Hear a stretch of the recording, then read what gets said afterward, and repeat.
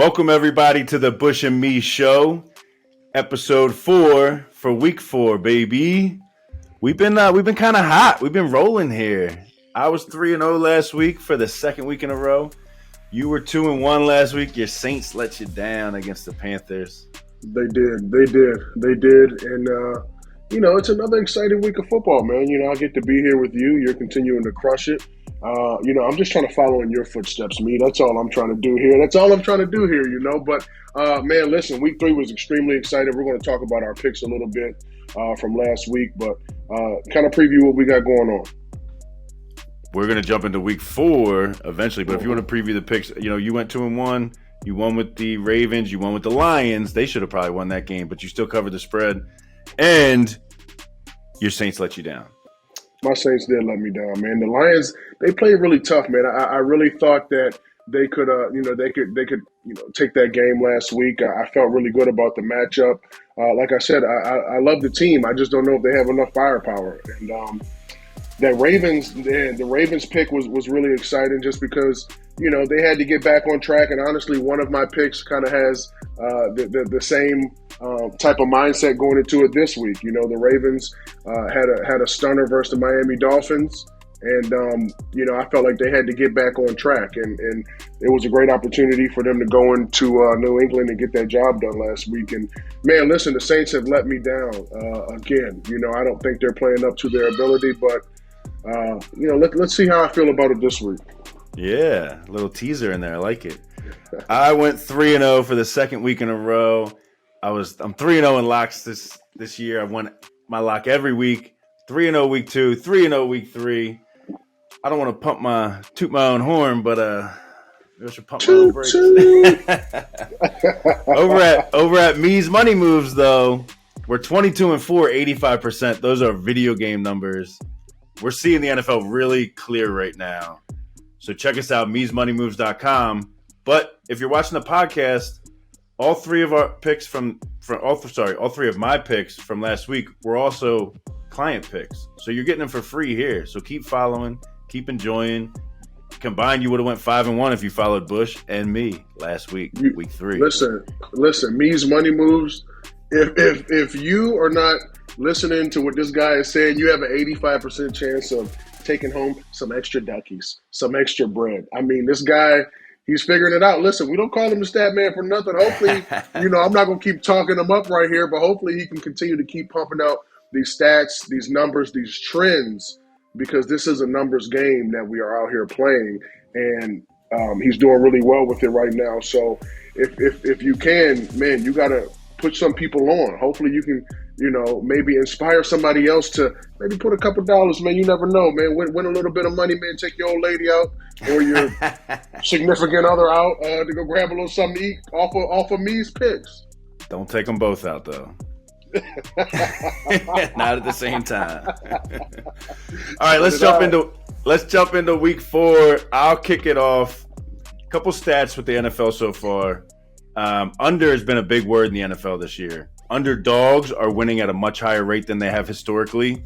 Underdogs are 29-18-1 against the spread. 62% it's hitting at. Usually the public likes to bet the favorite here, so Vegas has a little edge. The underdogs are hitting more than the favorites. Road underdogs specifically last week were 7-1 against the spread. That's crazy. Winning on the road is hard in the NFL, as you know. The underdogs are covering the spread. They're keeping it close. They're 15-8 against the spread all season. Underdogs are carrying their weight. And the over-under, for those you don't know, is how many total points are scored in the game. Vegas sets the bar, and then you bet whether it goes over or under that total. Public loves to bet the over. People love to see points scored. Nobody wants to see a boring 6-3 game, so people love betting that over. Unders are actually hitting at a much higher rate this year. 30 unders and 18 overs. So the unders are hitting at 63%, which is also good for Vegas. So the key word in the NFL this year is under. We're going to, this week, our theme is going to be undervalued underdogs. Say it with me now. Undervalued underdog. We're looking for that underdog that is undervalued so far after 3 weeks. So who's more undervalued than the Washington Commanders? who I was watching Red Zone last week, and about an hour and a half into it, they said there's only one team that has not scored so far this week, and that would be Washington. They finally got a safety to get on the board, and then I think they got a touchdown at the end of the game, but still got whooped up by Philly, who's a good team, but still. I think Dallas, coming off 2 big wins now with their backup quarterback, they beat the defending Super Bowl runner-up, and then they went into New York on Monday night and knocked off the New York Giants, who were undefeated. So now you got Cooper Rush turned into Cooper Clutch all of a sudden, right? He's high on himself. Everybody's high on Dallas. I think Washington is undervalued here. You're in a divisional rivalry, historically a great rivalry matchup. They're getting 3 points. I think this should be much closer than this. I think Washington can keep it close. Last year in Dallas, they won 56-14. They blew this team out, and the spread's only 3. I think you're going to see a Washington team here come motivated. They want to get back on track. Ron Rivera is a great coach. He's going to get his team headed in the right direction. Dallas, overlook spot here. They play the defending Super Bowl champs next week, the Los Angeles Rams in LA. I think they're going to start looking to that game, not paying any attention to this undervalued Washington team. We're taking the Commanders +3. Wow. Okay. I like that. I like that a lot. Your boy Carson Wentz. Man, listen, they got to protect this guy a little bit better. They got That's the one thing I didn't say. One thing I didn't say is I lost a lot of money on Carson Wentz last year, and now I'm putting it back on him. It's like my ham got burned on the stove. I'm going right back to the stove. But well, like you said, this is a rivalry game. This is a game that not only means a lot to the fans, to the media, but it means a lot to the organization as well. So I definitely think the emotions are going to be high. This team is going to come out, and I think they're going to give you their best effort. But I do believe that they're going to have a tough time blocking DeMarcus Lawrence, and they got to find a way to contain this guy, Micah Parsons, because to me, he's your early Defensive Player of the Year favorite. This guy is really special off the edge, back off the ball. You can even line this guy up over guards, and he's extremely special. So, they just got to find a way to protect. If they can protect, then I think you have a chance. I love the themes that you've been coming up with since we've started the Bush and Me show, and you've kind of motivated me to kind of come up with my own theme. And it is Sunday. I don't know who all are spiritual out there, but I'm gonna call my theme Redemption Sunday, because listen, at the end of the day, there's so many different teams that go into this season. On paper, they look really, really good, and they all have high hopes for each other. In preseason, everybody thinks they're a Super Bowl contender, but here it is. My picks are teams that on paper or preseason that have had high expectations, and whether they've started out this season a little bit slow or if they just had a little bump in the road last week. My first game, I'm going to start with the Saints. I'm going to hit it early because they are the first game on Sunday. They are over in London. Was that the right type of accent? I don't know. London, baby. London, baby. Hey, Governor. Listen, Vikings are, 3-point favorites so far in this matchup. The Saints have a lot of things that they really need to turn around here, and I think that this is a great opportunity for them to turn it around. They've been over in London since early Monday morning, and by the time you hear this, the Vikings will probably be just landing in London. I know we played the Saints when I was on the Dolphins. We got over there on Friday morning. The Saints were there. This was back in 2017. The Saints were there all week. We were sluggish. I know I felt sluggish maybe because that was year 11 for me, but our legs weren't under us until later on in that game. I'm going to give the early advantage to the Saints just because of that, but the Saints have got to find a way to fix these turnovers. The fumbles are killing this team. The interceptions are killing this team. They lead the NFL in turnovers. That is not going to get the job done.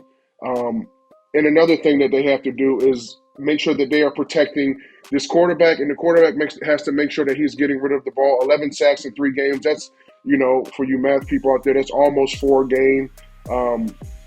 The Saints have got to continue to find a way to combat 7 or 8 guys up on the line of scrimmage on 2nd and long, 3rd and long. They will not be effective until they can find a way to be effective against that defensive look. I'm really excited about this Lattimore versus Jefferson matchup, and it's a Devo, Roby versus Thielen. But if I was, and another thing on the sacks, man, listen, it's not going to get any easier. They have to face a Vikings team who has Zadarius Smith, Danielle Hunter. It's going to be quite a test for Ramczyk and Hurst over there. But if I was Dennis Allen, I would preach every single day about consistency and finishing. I went back, I looked at the film from last week's game, and I seen Jameis hit his targets. He's in love with Olave right now. Olave is killing it, doing really well. But he's finding a way to get the ball to his receivers. He's got to find a way to, one, feed AK out of the backfield. Let's run AK a little bit more as well. But it's really about being consistent and finishing drives. That's what they're going to have to do to get this win here in London. So my first game, I'm going with the Saints over the Vikings. Shocker, but it's funny. As I was looking at the games, I was going to pick the Saints. Jumped on my board.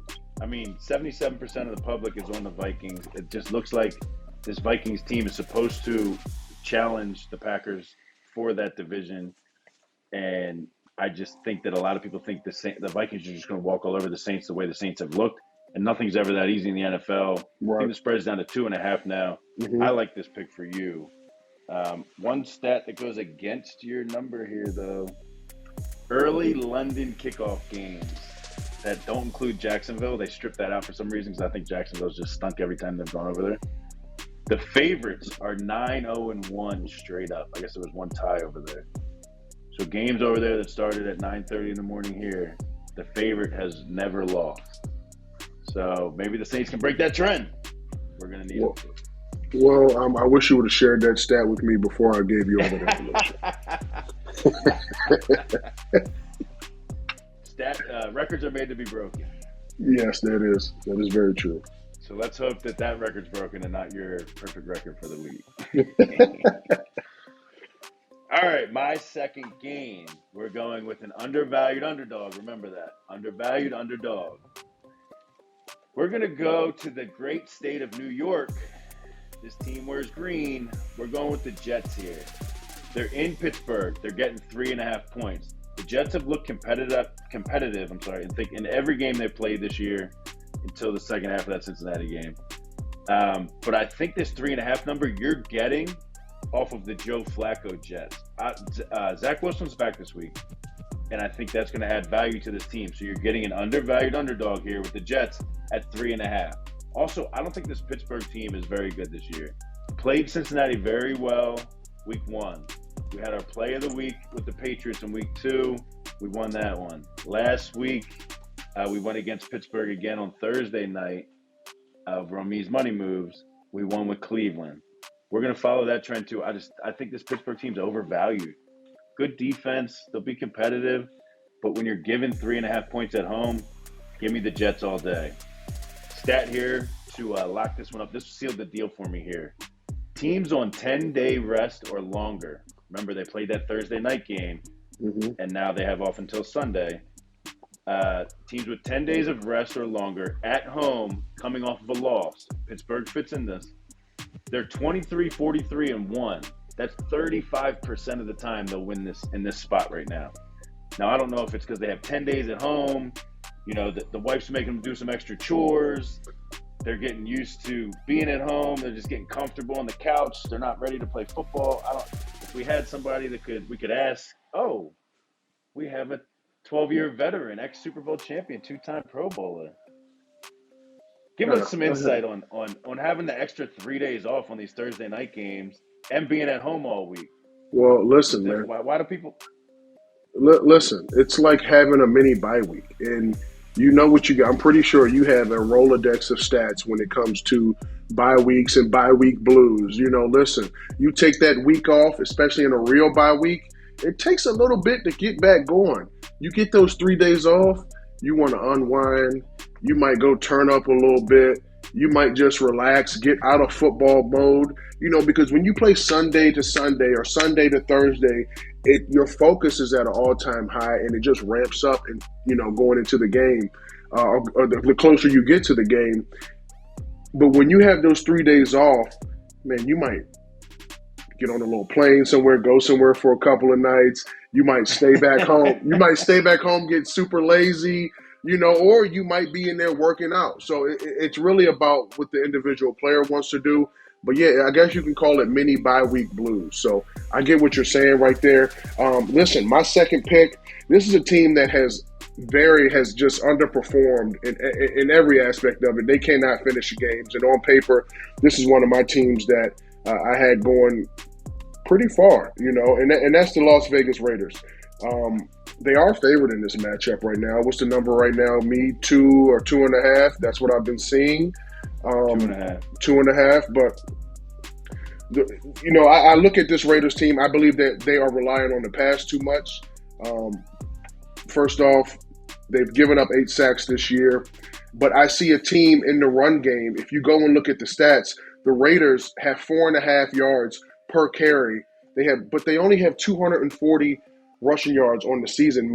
They have 25 to 30 less attempts than their opponents, but they are running the ball really effective. They have not one touchdown rushing the football. All they're trying to do is air it out, and I get it. You have weapons over there on that team, but at the end of the day, you got Josh Jacobs, and you have a weapon who can really take some pressure off your offense, take some pressure off your offensive coordinator and your quarterback as well. Stay in front of the sticks, because this is the team right here that you're going to have to stay in front of the sticks. The Broncos defense are playing really well. They're getting after the quarterback. You understand? They have 9 sacks. Bradley Chubb is doing a really great job. And Randy Gregory, who was their new addition this year, is doing a really great job. But if we're going to sit here and talk about new additions, and not the R&B group, I would like to, bust a little move right quick. But the Raiders, can you stay in the rain? Can you stay in the rain? Hey, that's solid. You're very quick on your feet. Listen, Raiders pass defense, they're struggling. We just talked about new additions. Randy Gregory is over in Denver, but who did pick up for Las Vegas? Chandler Jones. Where is he at? Max Crosby is the one who's applying all the pressure. How many sacks do the Raiders have this year? 2. How many sacks does Max Crosby have? 2. Chandler Jones has not found the quarterback yet. This is going to be extremely important, one, because Russell Wilson will take a sack. This is a great opportunity for the pass rushers, the defensive line, to be the difference maker in this game. They're playing at home. I think this is a great opportunity for them to kind of get their mojo back a little bit. Damn it, you're 0-3. Your back is against the wall. You do not want to fall 0-4. That is a hell of a hole that you're going to have to climb out of. And just going back to what I said a little bit earlier about running the ball, Las Vegas is -3 in the turnover differential. We've only had 3 games. They're turning the ball over way too much. Get this run game going, man. I like this offensive line, especially when you're talking about running the football, double teams, getting up to the next level. You got a big bruising back. Get the run game going. Let these offensive linemen get after this defensive line and stay in front of the sticks. I mean, it's not as simple as that, but it's as simple as that. I got the Raiders getting back on track. Bam. I had to stay up and watch that Denver Bronco game last Sunday because it was over at Me's Money Moves. It was our first of the season 5 max money play. That means it's our top play that we have out there. Put the house on it. I thought Denver was going to come out with something. Remember, we had some time. We're ready to shine. They looked terrible. I mean, they had one drive at the end of the game, but like you said, their defense stood up for them. Won them that game against San Francisco. I don't have a play on this game. I don't really have a good read on this game, but I think you did a great job analyzing it, and I love that pick for you because Denver just doesn't look that great. Right. Undervalued Underdogs, and we're locking it up right now. These are our locks. Our locks on the season are 5-1. Did you know that? I'm 3-0. You're 2-1. I like it. So this is where you make your money, people. You got to listen to the end to get the best plays. Undervalued Underdogs, my lock of the week for week 4. I'm going with the Atlanta Falcons over the Cleveland Browns. In Atlanta, spread right now is 1.5, so they think this is less than a field goal game. I just think you're getting great value with these Falcons. I think by the time this game gets kicked off, these Falcons will be favored. We don't really know who the Cleveland Browns are yet. We know they can run the ball. We know they play good defense. We know they're banged up. I think the Falcons are going to stack 8 in the box and force Brissett to do something, make a play, not let him get to 4th and 1 where he can just sneak it. Or I saw some stat where he's like 17 of 18 on quarterback sneaks on 4th and less than 2 yards. These Falcons, you're getting great value with them, okay? Week 1, Saints, 27-26. They lost by a point. Probably should have won the game. Yep. Super Bowl defending champion Rams lost by 4 points week 2. Very competitive in that game. Week 3, they beat Seattle 27-23. It was ugly. It wasn't great. They were competitive. It was in Seattle. So we just see there's a lot of value in these Atlanta Falcons. I'm locking it up. Atlanta is going to win the game, and they'll be favored by kickoff. So when you hear this podcast, run to the window and get this bet in right now because they're still underdogs. Undervalued underdogs, Atlanta Falcons. It pains me to say this, but the Atlanta Falcons are playing some pretty decent football right now. And you're right. The Saints sit at 1-2. They should have been 0-3. You know, that's the type of Saints football that I enjoy seeing in that fourth quarter of that Atlanta Falcons game. But the Falcons were all over those guys from the first quarter until about 8 minutes left in the fourth quarter. So this is a team that's coming out very competitive. This is one of those teams that I didn't think they were going to be in many games, and they are coming out fighting every single week. So I do like that pick, even though it does pain me to say that. But look, listen. I know the first 2 picks I had were very underperformers, but to me, they did have a lot of hype around them coming into the season. This is a team that's really lived up to their hype, but they hit a little speed bump last week. You might not like this matchup and where I'm going with this, but that is the Buffalo Bills. And I think the Buffalo Bills are going to treat this game right here against the Baltimore Ravens just like the Baltimore Ravens treated their game in week 3 against the Patriots. They came out. Listen, I do believe that the Ravens played good enough to beat the Miami Dolphins a couple weeks ago. I think the Bills are the better team, but the Miami Dolphins have this characteristic in them, and that's just resiliency, just grit. They're not going to give up. And that's the type of team. You're going to have to play for all 60 minutes and then some versus the Miami Dolphins. And I believe the Buffalo Bills came up a little short. I was at that game, sweating my ass off. So I will know next time.